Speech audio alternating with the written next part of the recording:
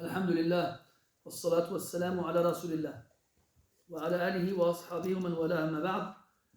Dans cette 26e journée du mois de Rajab 1443, c'est-à-dire le 27 février 2022, nous nous réunissons pour notre 10e cours dans l'étude des fondements de l'exégèse avec comme support le livre de Cheikh Al-Uthaymin rahmatullahi alayhi intitulé Usul al-Tafsir, Usulun fi al-Tafsir. On arrive à la 4e partie du livre qui est intitulée Al-Makki wa Al-Madani.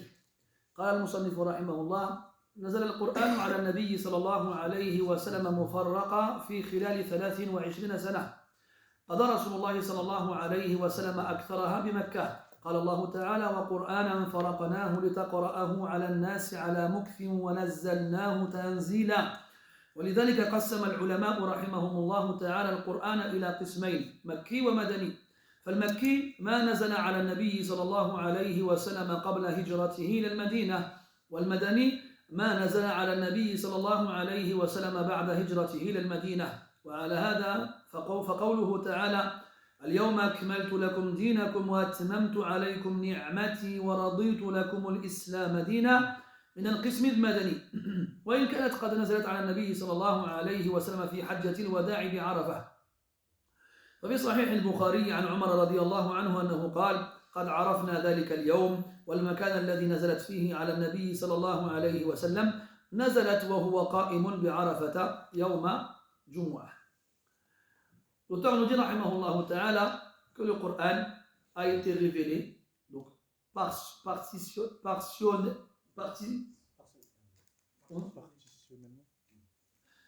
en partition au prophète sallallahu alayhi wa sallam sur une période de 23 ans.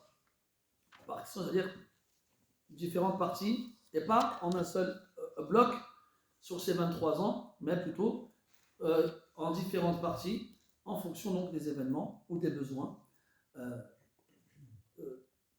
que les gens avaient pendant cette période. Et le prophète alayhi salatu wa sallam a passé la majorité de ces 23 années à la Mecque. 13 ans à la Mecque, 10 ans à Médine. Allah Ta'ala dit: Wa Qur'anan faraqnahu litaqra'ahu 'ala an-nas. Qur'anan ici, il est nakira, indéfini, ça fait donc référence à son sens linguistique. Et le Qur'an à la base, ça fait référence à la lecture.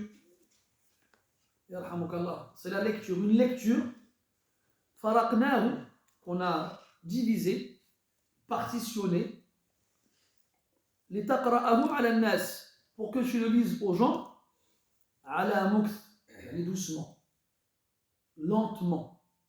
Tu vas laisser aux gens le temps de s'habituer. On se souvient, avant la révélation, c'est le jahiliya. Le jahiliyatul jahla, c'est une période d'ignorance profonde, où les gens n'ont plus aucun lien avec la révélation. Et il faut donc les sortir, comme Allah le dit, des ténèbres vers la lumière. Et donc pour cela, il faut y aller doucement et progressivement. Et c'est donc pour cette raison-là que le Coran a été révélé sur cette période-là en plusieurs parties, et pas en une seule fois. Donc Allah Ta'ala il a pris en compte l'état des gens. Et ça nous apprend à nous à en faire de même, et de prendre en compte l'état des gens. Et que plus ils sont loin, plus ils ont des mauvaises habitudes ancrées, plus on prendra le temps pour leur apprendre et essayer de contribuer à leur réforme. وَنَزَّلْنَاهُ تَنْزِيلًا, et qu'on l'a fait descendre progressivement. وَنَزَّلْنَاهُ sur YouTube.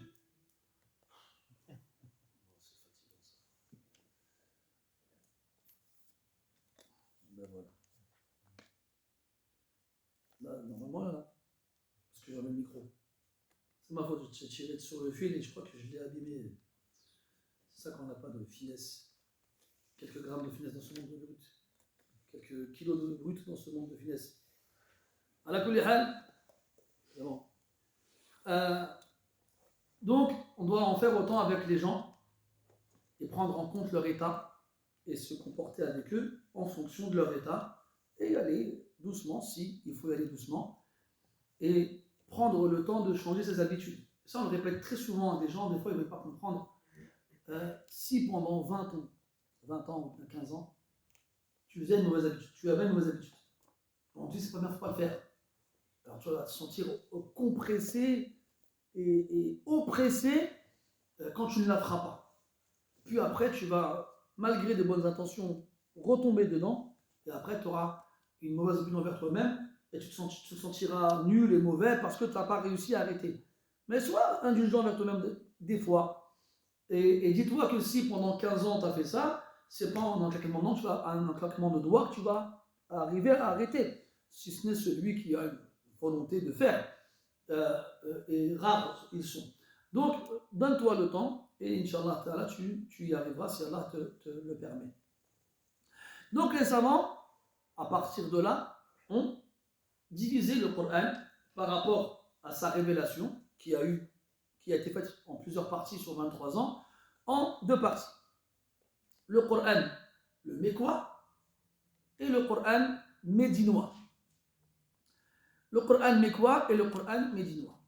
Et ici, il ne faut pas se tromper en pensant qu'on fait référence au Coran mécois par rapport à l'endroit où il a été révélé, ou au Coran médinois par rapport à l'endroit. Non, ici on fait référence à la période mécoise et la période médinoise. Et quand on parle de période, on fait référence à un point qui va séparer les deux périodes, qui est la Hijra.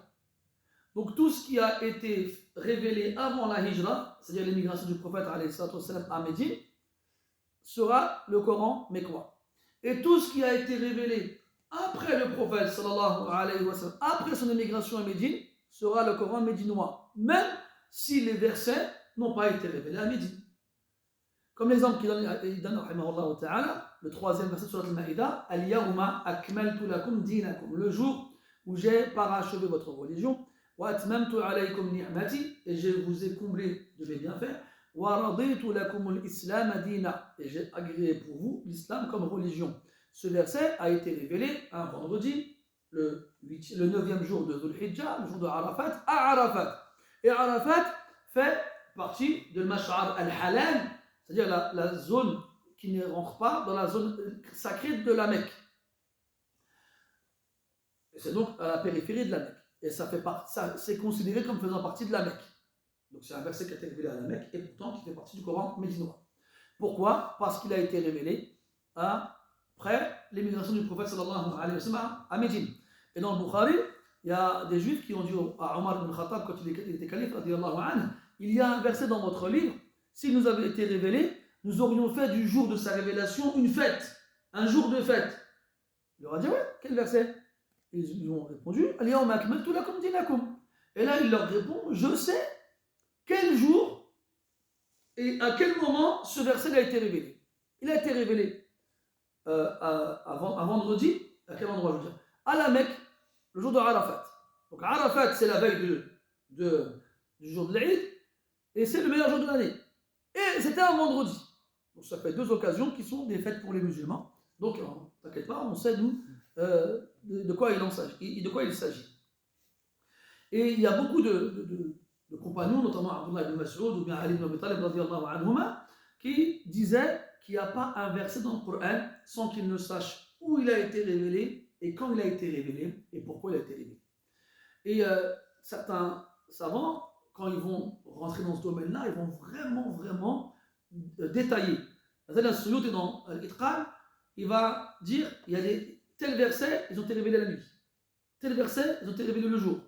Tel verset en hiver, tel verset en été, donc le taqsim qui est donné ici, cette classification du Coran mécois et médinois, c'est la classification de base, en sachant qu'il existe des divergences chez les savants sur ce sujet-là. Donc l'avis qu'il nous donne, c'est l'avis majoritaire et l'avis qui semble le plus juste. Et Allah tabaraka wa ta'ala, il sait mieux. ثم قال رحمه الله تعالى ويتميز القسم المكي عن المدني من حيث الأسلوب والموضوع ألف أما من حيث الأسلوب فهو أولا الغالب في المكي قوة الأسلوب وشدة الخطاب لأن غالب المخاطبين معرضون مستكبرون ولا يليق بهم إلا ذلك اقرأ سورتي المدثر والقمر أما المدني فالغالب في أسلوبه اللين وسهولة الخطاب لأن غالب المخاطبين مقبلون منقادون اقرأ سورة المائدة ثانيا الغالب في المكي قصر الآيات وقوة المحاجة لأن غالب المخاطبين معاندون مشاقون فخوطبوا بما تقتضيه حالهم اقرأ سورة الطور أما المدني فالغالب فيه طول الآيات وذكر الأحكام مرسلة بدون محاجة لأن حالهم تقتضي ذلك اقرأ آية الدين في سورة البقرة. Après qu'on ait su que le Coran, par rapport à sa révélation, se divise en mécois et en médinois par rapport à la période dans laquelle il a été révélé, avant ou après la Hijra, maintenant, il est possible de distinguer le Coran mécois du Coran médinois dans le style du verset. Dans le style du verset et dans le sujet abordé. Le style du verset, l'auteur nous dit que dans le Coran mécois, en général, on constate que le discours il est fort et que on fait preuve de dureté vis-à-vis de ceux à qui on s'adresse. Pourquoi? Parce que ceux à qui on s'adresse en général sont des gens orgueilleux qui se détournent de la vérité, qui refusent d'accepter la vérité. Alors Allah tabaraka wa ta'ala, il emploie des mots forts et un discours dur à leur égard. Parce que leur comportement n'entraîne pas d'autre façon de leur parler si ce n'est celle-ci. Puis il prend comme exemple Suratul Muddathir et Suratul Al-Qamar. Dans le Muddathir, Allah Ta'ala il parle de Walid ibn Mughira. Quand il dit subhanahu wa ta'ala Kalla innahu kana li ayatina anida. Il rejette nos versets, nos signes. Je le ferai sombrer progressivement. إنه فكر وقدر فقتل كيف قدر ثم قتل كيف قدر ثم نظر ثم عبس ثم بصر ثم عبس وبصر ثم أدبر واستكبر إلى آخره. Donc quand tu vois ces versets, comment Allah il parle de Al-Walid ibn Mughira, qui est le père de Khalid ibn Walid radiyallahu anhu. Et donc il le décrit d'une certaine façon, et puis à la fin il dit quoi? سأصليه سقر وما أدراك ما سقر لا تبقي ولا تذر لواحة للبشر عليها 19.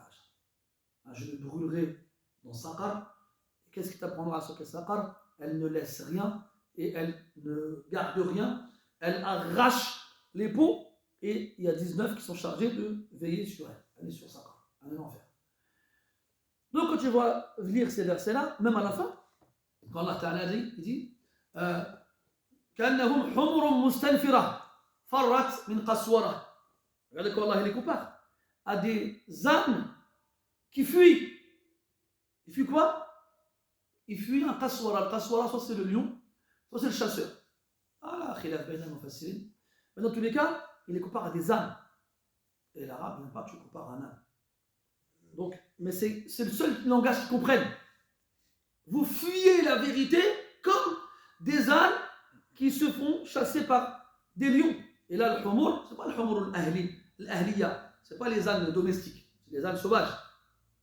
C'est eux qui fuient quand un prédateur arrive ou un chasseur. Al-Muhim, regarde, Quwwatul Khitab, comment Allah Ta'ala il s'adresse à eux avec des mots forts, des mots forts et avec une expression dure, parce que c'est ce qu'ils méritent. Ils ne méritent rien d'autre. Et aussi, dans le Qamar, Allah Ta'ala, il répète beaucoup, hein, pas on l'a pas dit ça, on va y arriver. Ça va, vous allez bien? Vous passez un bon moment? Ilyas. Barakallahu fik. فكيف كان عذابي ونذر. Voici comment mon châtiment est et mes avertissements. Puis après, إن المجرمين في ضلال وسعر يوم يسحبون في النار على وجوههم ذوقوا مس السقر. Les criminels sont dans une perdition et une folie. Su'ur, c'est la folie. Le jour où ils seront tirés sur leur visage, goûtez le toucher de Saqar. Et au début, اقتربت الساعة وانشق القمر وإن يروا آية يعرضوا ويقولوا سحر مستمر وكذبوا واتبعوا أهواءهم وكل أمر مستقر إلى آخره. Donc Allah Ta'ala il parle d'eux comme étant des orgueilleux qui refusent d'accepter la vérité, et ainsi de suite. Et s'ils voient des signes, ils ne les suivent pas et leur tournent le dos. Dans le Madani, c'est plus la même chose. Dans le Madani, on voit que, en général, c'est un style expressif dans lequel c'est la douceur qui l'emporte. Et les mots aussi sont des mots simples, des mots doux. Ce ne sont pas des mots durs ou forts. Pourquoi? Parce que ceux à qui on s'adresse, c'est des croyants. Des gens qui viennent vers la vérité, qui la recherchent, qui la suivent. Des gens qui se laissent conduire et qui se contentent d'obéir. Donc, quand tu vas lire le Coran, tu vas trouver donc ce genre de versets qui sont avec des mots doux, un style doux dans lequel il n'y a ni dureté ni force. Pourquoi? Parce qu'on parle avec des croyants, des gens qui n'ont pas besoin d'être convaincus ou pas besoin d'être rappelés à l'ordre. Et ça, donc ceux qui lisent le Coran en faisant attention à ces choses-là, même sans connaître les circonstances de la révélation ou la chronologie de la révélation, pourront dire ah, ce verset il est makki, ou bien ce verset il est madani, en fonction justement du style employé dans le verset, de la force ou de la douceur qu'on trouvera. L'auteur il donne comme exemple sur le Maïda, des longs versets. Ya ayyuhalladhina amanu awfu bil uqud. Respectez vos engagements dans les contrats que vous faites. أحلت لكم بهيمة الأنعام إلا ما يتلى عليكم غير محل الصيد وأنتم حرم إن الله يحكم ما يريد. C'est donc des versets où Allah il explique les jugements qu'on va voir par la suite. Et des mots simples, il n'y a pas de force, il n'y a pas de dureté dans l'expression, le style expressif. Kadalika, parmi les différences entre le Coran mécois et le Coran médinois, la taille des versets. Les versets mécois, en général, ils sont courts. En général, ils sont courts. Et en général, ils vont être composés d'arguments forts pour casser la croyance de celui à qui on s'adresse. Des arguments forts. Pourquoi? Parce que ceux à qui on s'adresse, justement, sont des gens qui cherchent des failles dans la révélation et qui cherchent à argumenter pour prouver que le Coran n'est pas la parole d'Allah et donc un mensonge proféré sur lui. Donc Allah tabaraka wa ta'ala, il va beaucoup répondre à leurs prétentions, à leurs arguments, avec des arguments très forts, et donc encore une fois, qui correspondront à ce qu'il y a en face. Prends exemple avec Surat At-Tur. Quand Allah Ta'ala dit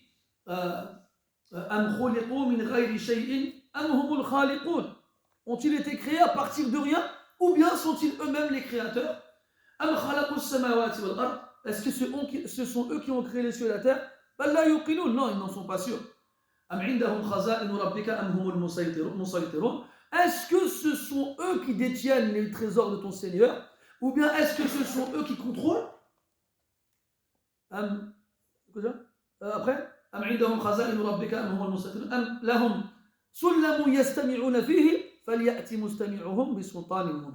est-ce qu'ils ont une échelle? En la gravissant, ils peuvent entendre ce qu'Allah Ta'ala donne comme ordre. Que celui qui écoute vienne nous dire ce qu'il entend. Est-ce qu'ils ont un Dieu en dehors d'Allah? Subhanallah amma yushrikun. Ila akhir al-aya. Jubayr ibn Mut'im, radiyallahu anhu, il est à la Mecque et une nuit, il rentre chez lui et il entend une voix. Alors il suit la voix et il trouve le prophète entré dans la Kaaba seul. Il est sur il écoutait comme ça. Il a écouté jusqu'à arriver à ce verset. Il dit encore un peu, mon cœur il allait s'envoler. Quand il a entendu ces versets-là, tellement ils étaient forts, et il a dit et c'était la première fois que la foi s'est installée dans mon cœur. Al-Muhim, donc c'était des versets très courts. Quand tu prends justement pour Al-Zariyat, Al-Najm, Al-Qamar, les sourates de la fin du Coran, notamment Al-Muzammil, Al-Mudathir et les sourates qui suivent. Après, on a dit fil ghalib, toujours. Le ghalib, en général. Que tu vas prendre Al-An'am, qui est une sourate mécoise, et pourtant les versets sont longs. Les versets qui sont longs dedans. Mais tu reconnaîtras le style mécois dans le contenu. Dans le contenu. Donc, en général, quand tu verras des versets courts, alors tu pourras dire, ah ça c'est un verset mécois. Quand je dis bien, en général. C'est-à-dire que ce n'est pas une qaïda muttarida, dans le sens où ce n'est pas une règle absolue dans laquelle il n'y a pas d'exception. Mais la majorité répond à cela. Quant aux versets médinois, alors en général, les versets ils sont longs. En général, les versets ils sont longs. Et qu'est-ce qu'il y a dans ces versets? Généralement, c'est des ahkam. C'est des lois. Haram, halal, wajib. C'est des lois, obligations, interdictions, licite, illicite, et ainsi de suite. Et il n'y a pas d'argument, parce qu'on ne cherche pas à convaincre des gens, c'est des croyants.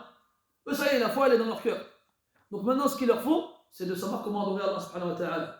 Et Allah, il va leur dire comment faire à travers des longs versets détaillés qui leur dira comment faire pour l'adorer. Exemple, il a dit Al-Baqarah, Ayatul Dayn fil Baqarah, le verset de la dette dans Al-Baqarah, le plus long verset du Coran. Ya ayyuhalladhina amanu idha tadayantum bidaynin ila ajalin musamma. Donc lorsque vous vous endettez d'une dette à une échéance nommée Al-Aya. Et c'est donc le plus long verset du Coran, dans lequel justement les règles, beaucoup de règles en rapport avec l'endettement ou les dettes en général sont détaillées et développées. Cheikh nous dit dans le Sharh, une qaïda, que la base, c'est que quand on a des versets mécois dans une sourate, ou plutôt quand on a une sourate qui est considérée comme étant mécoise, c'est qu'elle est entièrement mécoise. Et quand on a une sourate médinoise, c'est qu'elle est entièrement médinoise. La base. Maintenant, cette base, elle fonctionne sur beaucoup de sourates, mais pas sur toutes.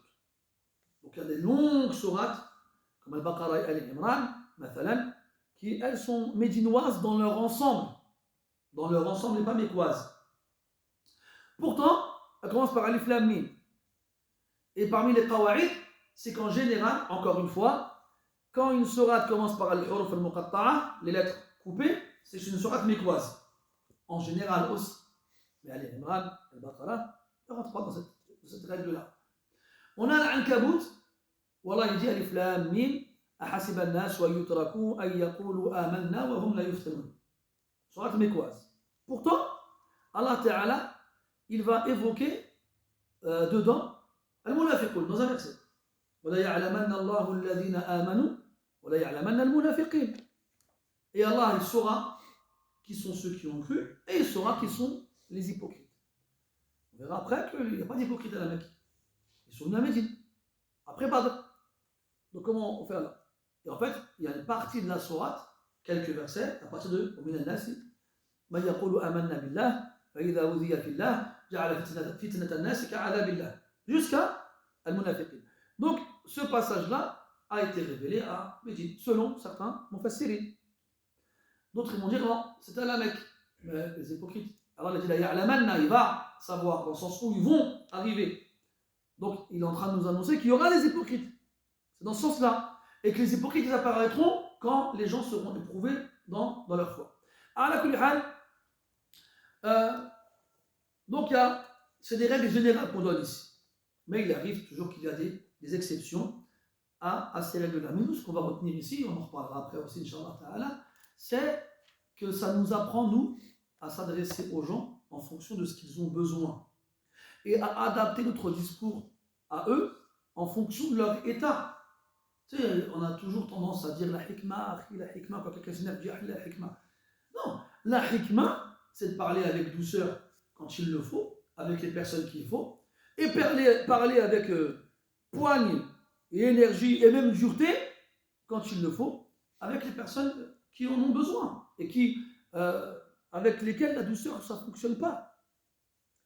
Et ça, malheureusement, c'est une chose que les gens ne comprennent pas.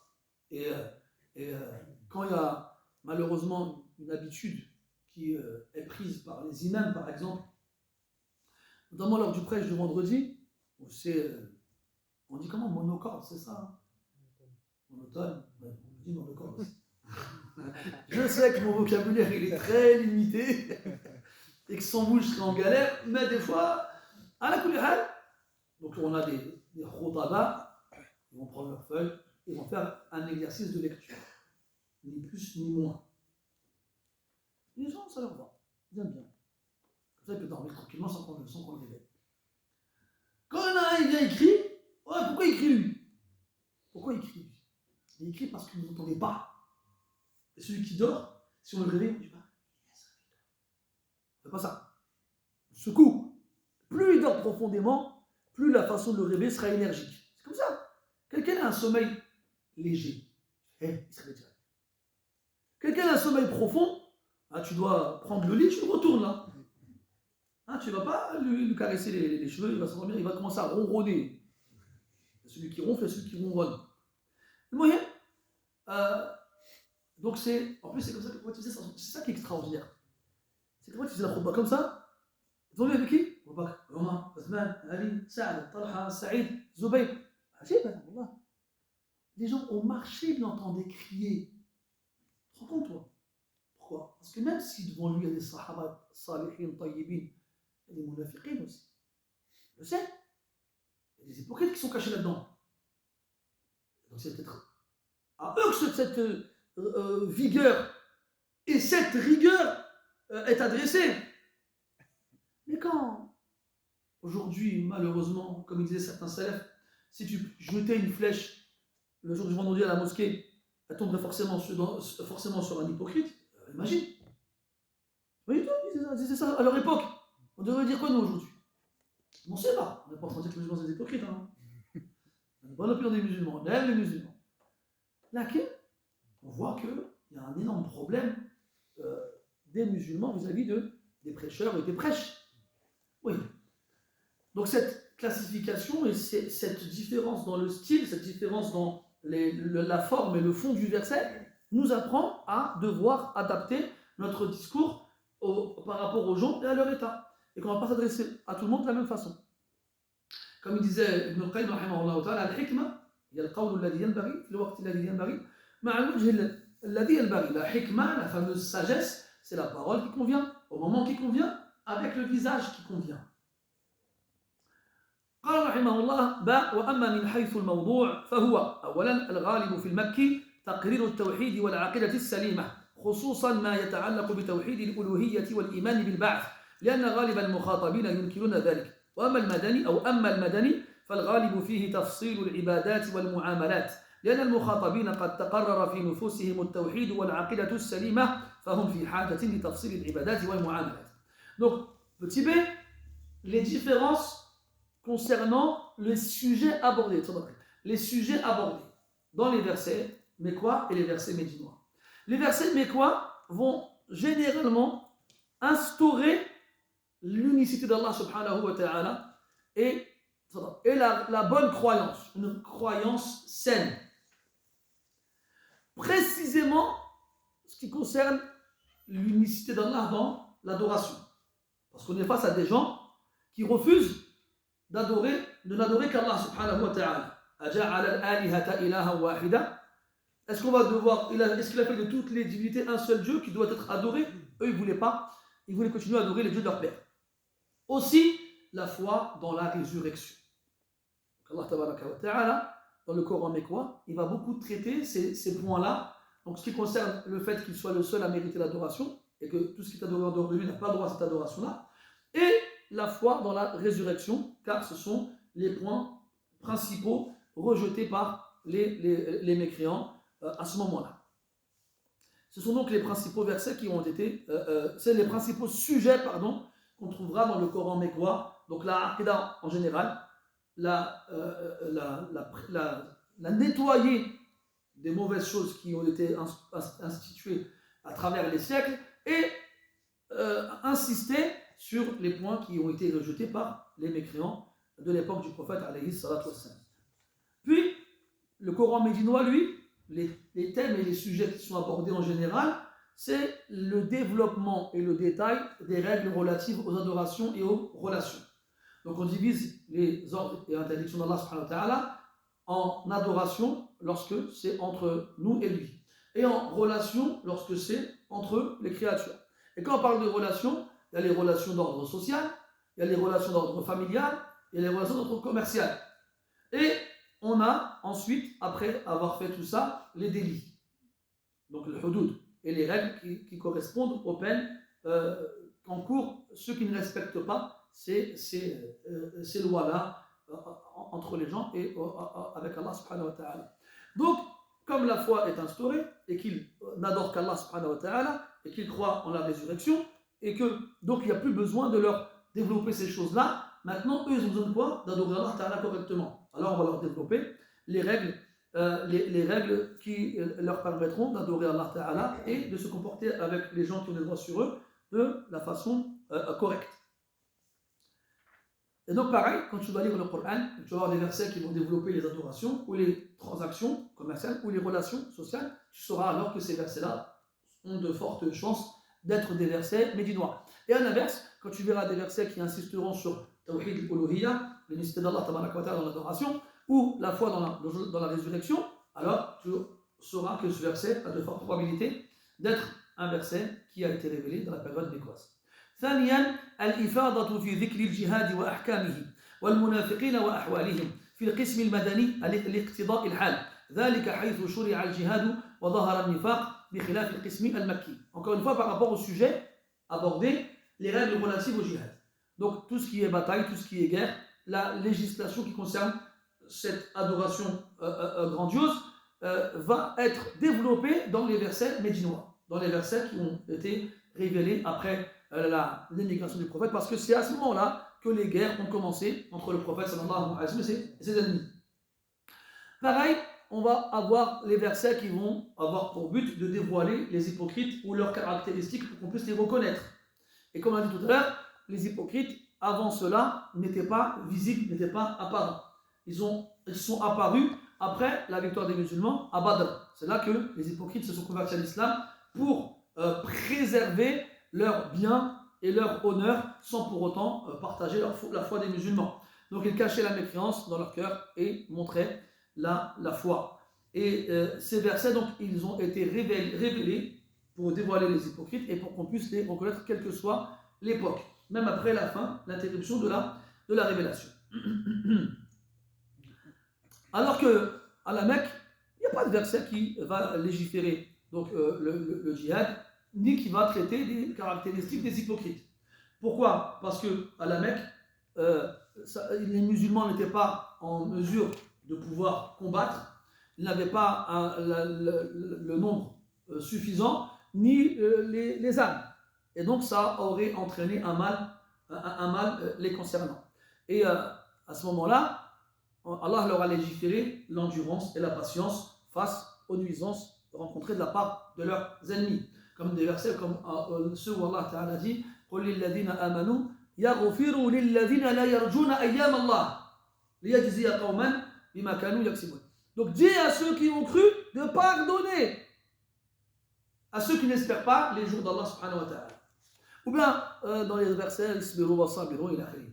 Donc ces versets, wallah, ils nous en donnent l'endurance et la patience face aux nuisances des ennemis, parce qu'on ne peut pas faire autre chose en fait.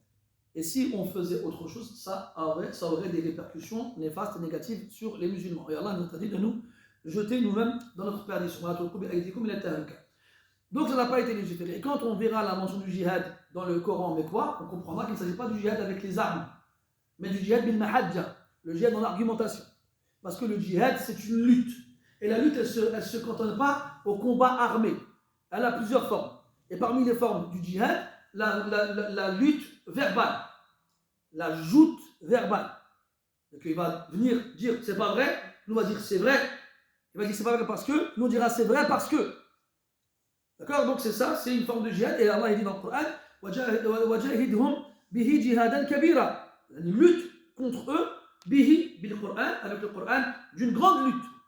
Ou bien quand Allah il parle de l'acharnement des parents mécréants à détourner leurs enfants musulmans de la foi. Qu'est-ce qu'il dit? وَإِذْ جَاهَدَاكَ عَلَى أَنْ يُشْرِكَ بِكَ عَلَى أَنْ تُشْرِكَ بِي مَا لَيْسَ لَكَ بِهِ عِلْمٌ الْآيَةُ. Est-ce que ça veut dire que c'est quand les parents ils vont combattre leurs enfants que tu dois pas leur obéir, non. C'est qu'ils vont s'efforcer, tant bien que mal, à te détourner de ta foi. Donc, il faut bien comprendre cela. Et donc, à ce moment-là, quand on verra l'emploi du mot djihad dans le Coran mécois, on comprendra que ce n'est pas la lutte armée qui est visée.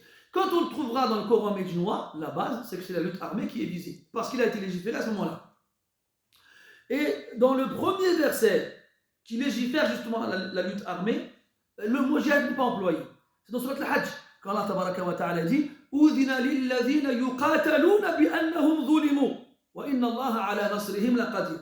Yani, il a été permis à ceux qui sont combattus parce qu'on leur a fait injustice. Regarde la forme du verset là. Udina lilladhina yuqataluna. Ils se font combattre. On leur permet. Et Allah, il ne précise pas de quoi il s'agit.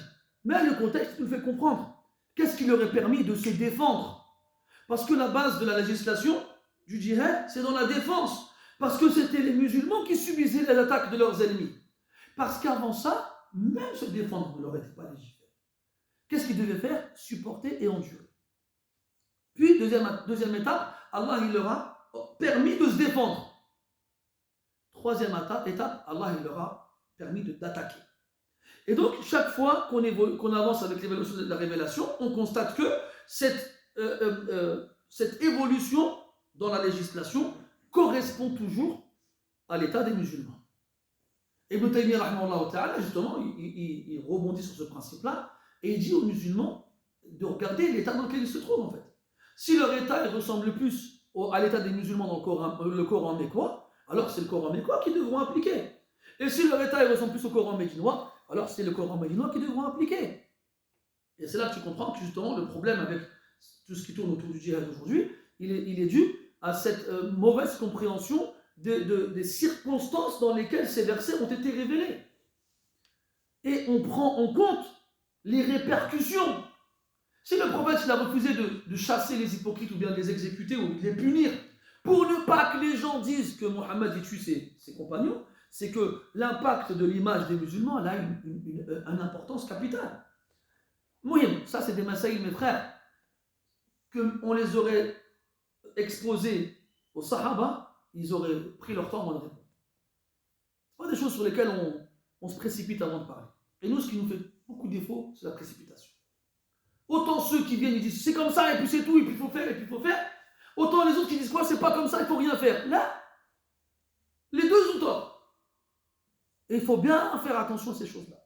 Et ces choses-là, c'est pas toi et moi on va traiter ces choses-là. C'est les kibars, les grands. Quand je parle de grands dans la science, pas dans la taille ni dans l'âge.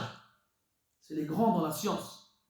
Et malheureusement, très peu reviennent vers eux pour ces choses-là. Comme ils disaient les salafs, quand la fitna vient, les savants, ils la reconnaissent. Les ignorants ne la reconnaissent pas. Quand elle part, les savants et les ignorants, ils la reconnaissent. C'est trop tard, ça y est. Trop tard. C'est pour ça que quand les choses arrivent, il ne faut jamais se précipiter. Attends de voir ce que les grands ils disent. Amma, toi, tu viens, t'es un petit, tu vois un truc, tu dis, oh non, c'est bon, c'est comme ça. Non, tu n'as pas vu la chose dans son ensemble ou dans sa réalité. Donc, il faut faire très, très attention avec ces questions. Très attention. Non, on laisse le reste pour la prochaine fois, Inch'Allah. Est-ce que vous avez des questions? Oui, Brian. Est-ce qu'on classifie temporellement les versets qui ont été révélés ni dans les cieux ni sur terre? Comme on a dit tout à l'heure, les versets du Coran, on les classera par rapport à la hijra, au moment où ils ont été révélés, pas à l'endroit où ils ont été révélés. Donc, les versets qui n'ont été révélés ni sur terre ni dans les cieux rentrent quand même dans cette classification. Parce que même s'ils n'ont pas été révélés sur terre ni dans le ciel, alors à ce moment-là, Azuma a été révélé à un moment. Je t'ai vu, c'est le prochain, you are the next. Proxima. On regardera le moment où ils ont été révélés, pas l'endroit. Donc à ce moment-là, ce sera un verset soit qui aura été révélé avant la hijra ou bien après la hijra. Pourquoi est-ce que Allah il a fait descendre autant de sourates avec des lettres coupées? Est-ce qu'il y a une compréhension à avoir par rapport à celle-ci? D'accord. Alors les versets, les sourates dans le Coran qui commencent par des lettres, Il y a un grand débat à ce sujet-là chez les savants. Et je t'invite à revenir au premier cours de Tafsir sur la Qaf. J'ai développé cette question dessus, Inch'Allah, tu auras les réponses à ta question. Parce qu'en fait, c'est long. C'est pas que je ne vais pas te répondre, mais c'est long. Et alhamdoulilah, comme j'ai répondu dans ce là tu pourras Inch'Allah trouver ta réponse.